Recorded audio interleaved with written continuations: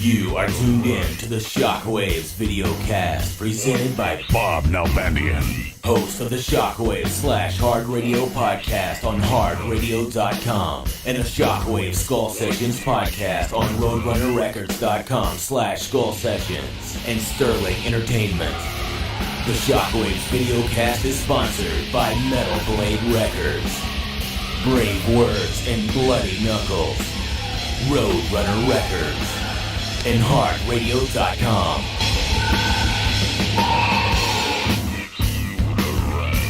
This episode features the legendary, pioneering hard rock heavy metal journalist, JON SUTHERLAND. All right, welcome to Shockwaves Video Podcast. We've got the legendary JON SUTHERLAND joining us here today. What's going on there, John? Great to see you, Bob. You too, man. Well, back in 1976, there was a great rock and roll magazine called The Record Review. Here we go. One of the issues right here that John was a part of. You were the editor, the music editor. The main time. The magazine started in 76. It was started by Brian Ashley, who was a neighbor and a friend of mine at Cal State Northridge. And his original magazine, the pilot, two of the guys that worked on the magazine were Scott McGregor and George Brett. Right. Both played Major League Baseball players at El Segundo High School. And I asked him, I said, hey, I see this magazine you're starting. I'm a writer. Can I write for you? And he said, well, I've never seen you write any rock. I go, well, I write for Runner's World. It's a lot bigger than Record Review, so why don't we let me have a shot at it? So he said, what do you want to do? I said, well, what I always want to do, Thin Lizzy. Right. So I wrote my first story on Thin Lizzy, and I wrote another story about Queen, and I got a lot of mail and a lot of response, and I was up against a lot of really good writers that had a lot of experience, but I pretty much had my way with the magazine. He let me do what I wanted. I was very grateful for that, and I changed my style to make it very fan-friendly, because I was a fan, like we all were. Right. Everybody was a fan back in those days. Yeah. Well, this is more like the fanzines in a way, even though it was a magazine. It wasn't like, the Rolling Stones or the Spins. No, and we're talking 76. Right. So this was about when Circus, you had Cream, you had Circus, Hip Parade. Parade was just starting out. Right. Well, the way it was, Rolling Stone was a very social, mainstream rock magazine at the time. They really only wrote about really big, successful bands. And I thought, I didn't think of them as corporate, but I just thought of them as very, very big. And then there was Cream, which they didn't like metal at all. They spent all their time ragged on on metal a lot. They ragged on metal. And they spent all their time on pop and punk and new wave and things they thought were arty, and I thought they were just stupid. Yeah. And then there was Circus, which was half TV, half rock, and there was no underground. I mean, for me to get articles on the bands I loved, like Free or Traffic or Thin Lizzy, I had to go to Hollywood and buy the English magazines. So when Brian started Record Review and I got access to interviews, I thought this gives me an incredible opportunity to work with the bands and expose the bands that I liked. Right. And so I became a champion of a lot of bands, and I'm proud to say that Record Review put Ozzy, after he left Black Sabbath, Motley Crue, Iron Maiden, Dio, dozens of bands on the cover for the first time ever on a national rock color cover magazine. Absolutely. And it helped us a lot. And I adapted my writing style so that it would be what I thought the people that were fans of rock wanted. Right. I never thought rock critics were that important. I thought that was crap. Why is somebody who's supposed to love music so much spend all of his time ripping it? Yeah. So I thought, why deal with that? Why don't we just write about the bands we like, praise them. If you don't like them, ignore them. They'll go away. Well, see, JON SUTHERLAND, he was the one that really, I say, was the originator of what started the metal fanzine craze. With my fanzine, Headbanger, back in the early 80s. Of course, you had Metal Mania. One of the first, as I say, metal fanzines was New Heavy Metal Review with Brian Slagle and John Cornarens. But before that, Record Review, even though it was a full-color magazine, and so it was written by fans like JON SUTHERLAND, and it was definitely a fan-based magazine, unlike some of the major magazines. And you got to remember, back in '76 when he started this, bands like Scorpions, particularly Scorpions, UFO, AC/DC with Bon Scott, they were all underground bands. They weren't being covered in the major magazines like Circus and all that. Instead of writing a big, long story and tell it the way the English guys do it, where they include themselves and everything, I got up and I had runny eggs and all. I missed my bus and Iron Maiden, whatever. I just wrote a real nice little intro about the band, and I tried to pick questions that I thought the kids and the fans really wanted to read and hear about, especially things they didn't know. Right. And I didn't want to get too technical about guitar playing, and I didn't want to get too philosophical about their songs. Just really talk about what they were trying to accomplish and help them. Yeah. And I had blessing to pretty much do what I wanted. And so if I wanted to write an 8-page story on Michael Schenker or a 10-page story with 15 pictures of scorpions, I could do that. Right. And it was a gold mine. And Absolutely. I could feel the people really reacting to it. And in the beginning, I tried to use photographers that were friends of mine that could take original pictures. And, and we had Neil Slozauer, who's in my mind's eye, the best ever. He was a staff photographer, so we'd get his pictures a lot too. But and we used newsprint for the majority of the life of the magazine. But you could still get a feel for it. And it was just, I thought we were doing something that was really needed.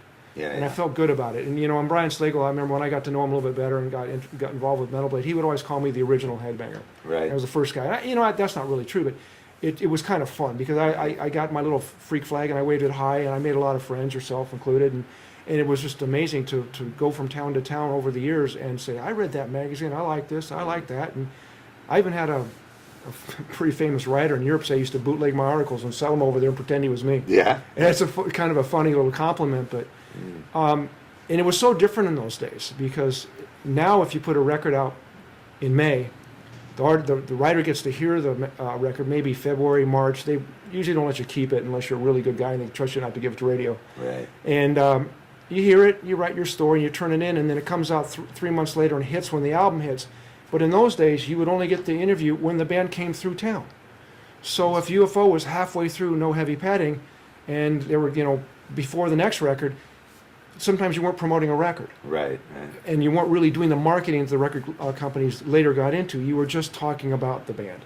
Or a lot of times you're making friends with them. And because that's what I did. I made friends with all these bands. And I'd come back, they'd remember me, and they'd read the article, and they liked it, that I was fair. And then I spent all my time talking about them and not about me. And I didn't go into all the politics and stuff like that. And just, praise the music.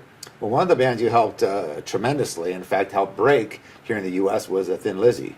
Well, Thin Lizzy, everybody can write a book about Thin Lizzy, but that was my all-time favorite band, and I always wanted them to be the biggest band in the world. I thought they were as good as anybody live. They had everything. They had the songs. They had the sex. They had the guitars, the greatest guitar duos almost of all time. And they were the template for so many other bands. I mean, when you look at the bands they influenced, it proves how great they were. Metallica, Guns N' Roses, Def Leppard, Iron Maiden, all these bands. They all built their sound based on the same kind of two-guitar attack and making it work. And I met Phil in '76. I met Phil and Scott in '76, which was the first time they came to LA. And I saw him at every tour after that, and got to be pretty friendly with Scott, because he's from Glendale. Sure. Yeah. He went to LA Hoover High School, Burroughs High School over there in Glendale.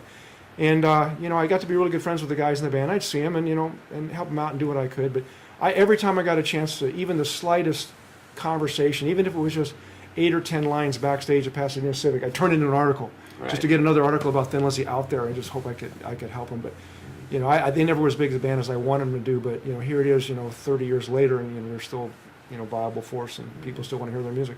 Well, I remember seeing your name back in I must have been 11, 12 years old, reading your name for the first time in Record Review, and definitely influential for me as a journalist.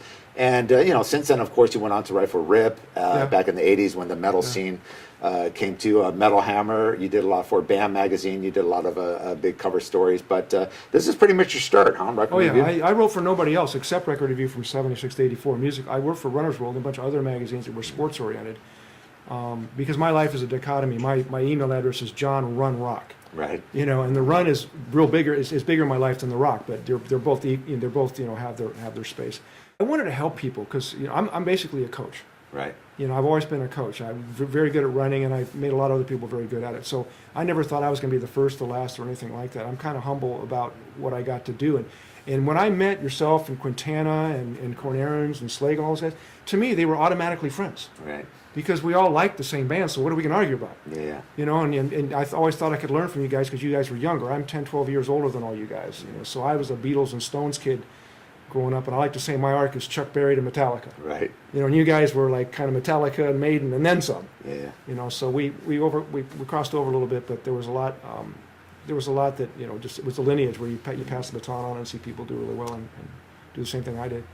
Well, I think that was the key, and what people got to realize is back then And I call it like the fanzine journalist. I think you were the one that influenced and inspired the Quintanas and us and KJ Dalton. We had talked about you. All of them have said you were one of the first to write as a fan's point of view about the metal because it was something you loved. I think nowadays a journalist, it's more about ego and more about the money and whatever is being highly publicized by the record label or whatever would influence their writing. But you said you just basically were able to write about who you want. You liked UFO, you liked Scorpions, you liked Thin Lizzy, and you just went to the editor and said, I'm going to do this, and they give you free reign. Was that pretty much? And then when I was getting 2/3 of the mail for the magazine, it was obvious. And then, to be honest, the owner, Brian Ashley, he was a genius at circulation. What he would do was he would find out if the record review was selling in Cleveland or Cincinnati or Boston or wherever, and if they weren't selling in New York, but he sold 10 copies in Cincinnati, he'd take the 10 copies out of New York and put them in Cincinnati. Yeah. And he was just putting them in all the right places. And most magazines would have a shelf sale percentage of about 25 to 30%. That's true. 30% is very high. Yeah. Our percentage for the life of the magazine was almost always over 50. That's pretty because amazing, it sold. It sold off it only came out every 2 months, Right. but it sold. And we didn't really have back issues a lot for sale because we'd sell out the whole. Sometimes we'd sell out the whole thing. Right. And it was really, a really smart way to do business. He didn't rely on advertising, so he didn't have advertisers or record companies tell him, "Well, you need to put this band on the cover," because we bought the back cover last time. Yeah. The back cover wasn't for sale. Absolutely. He was selling other things that he had an interest in. So there was, we literally turned down advertising. Yeah. And so we had to fill all those pages with things that would sell the magazine. People would pick it up and look at it. And I kept thinking, if somebody picks it up and they see a 2-page, UFO story, they might like the magazine. They see a 4-page story, they might really like the magazine. An 8-page story, it's going on the counter and they're going to buy it. Right. Because nobody's going to write an 8-page story about Michael Schenker. Sure. Except for us. And I think it kind of spawned a new kind of journalism because up until then, everybody was writing these 2-page, pretty stock, articles for the magazine.